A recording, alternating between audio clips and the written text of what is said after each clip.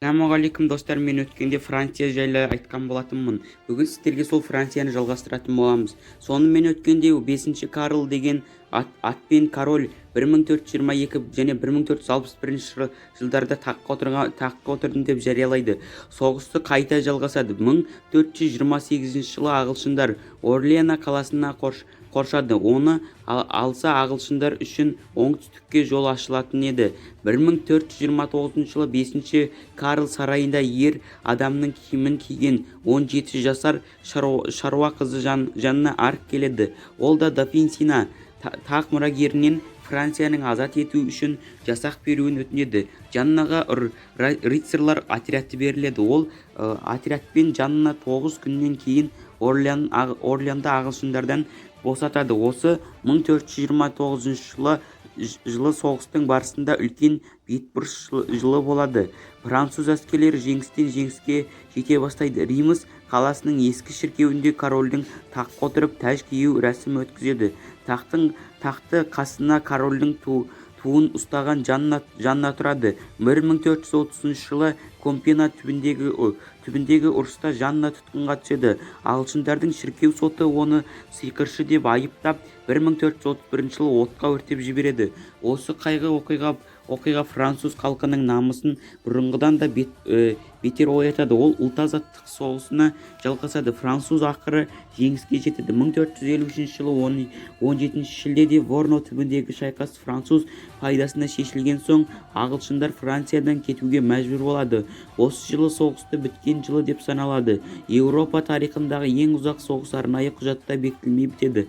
Елдің саяси біріктіру аяқтаудан алғышарттары. Францияның 100 жылдық соғыстың жеңісі оны саяси біріктірудің аяқтауының алғышарттарын қалыптастырады. 100 жылдық соғыстың барысында сәтсіздіктер тұрақты әскердің артықшылықтарын көрсетті.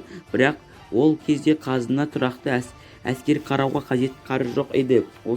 Ондай қаржы соғыс біткен соң жинақтала бастайды. Ағылшындар соғыстың жеңістері пайдалана отырып король 5-ші Карл бас шатырдан әскер ұстау үшін жыл сайын жиналысын салық енгізуді талап етеді. Оны талабы орындалады. Мемлекеттік қазынаның жалқы алып тұратын тұрақты 6 және жаяу әскер құралады. Ол әскер корольдің билігін күшейтті. Әскер ұстау үшін сайланатын салық тұрақты салық түрінде бекітіледі. Тұрақты әскерлер азық-түлік қару-жарақпен жете қамтамасыз етіледі. Әскер тікелей корольге бағынышты болады. Енді бас шатырдың корольге бұрынғыдан кедергі болмай қалады. Король мемлекетті тікелей өзіне тәуелді шенеуніктер арқылы басқарады. Герцогтер мен графтардың да өзіне бағынышты еді. Сөйтіп, барлық мемлекеттік істерді корольдің өзі шешіп отырады. 11-ші Людвиг және оның корольдік үкіметін нығайту жолындағы қызметі.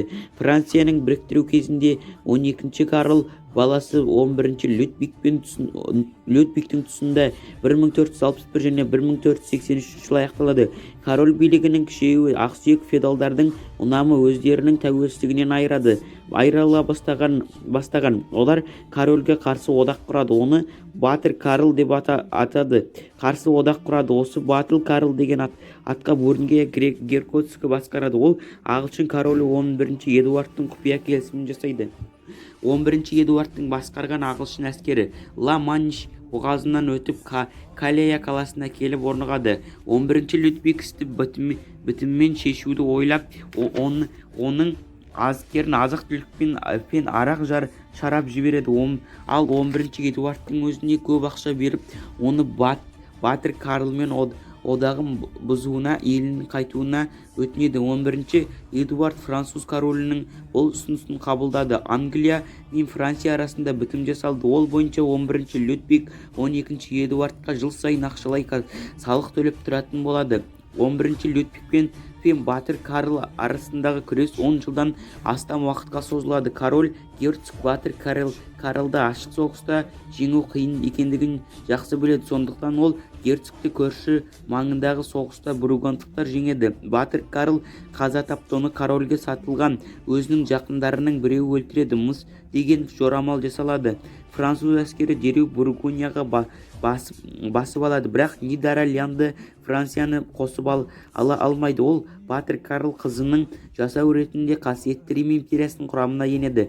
11-ші Людвиг өзіне 100 жылдық соғыс кезінде ірі ақсүйек деген қосымша атқа ие болады. 11-ші Людвиг өте шебер торы құрып, арбады, зорлы зомбылық жасады. Ол мен қанжарды пайдаланды. Ол бір орталықтандырылған мемлекеттің негізін қалады. Достар, видео ұнап жатса әлеуметтік желіге таратып, енді келетін видеоларымызды күтсеңіздер. Енді сіздерге талай қазақта видеолар түсіретін болам. Аман сау болайық.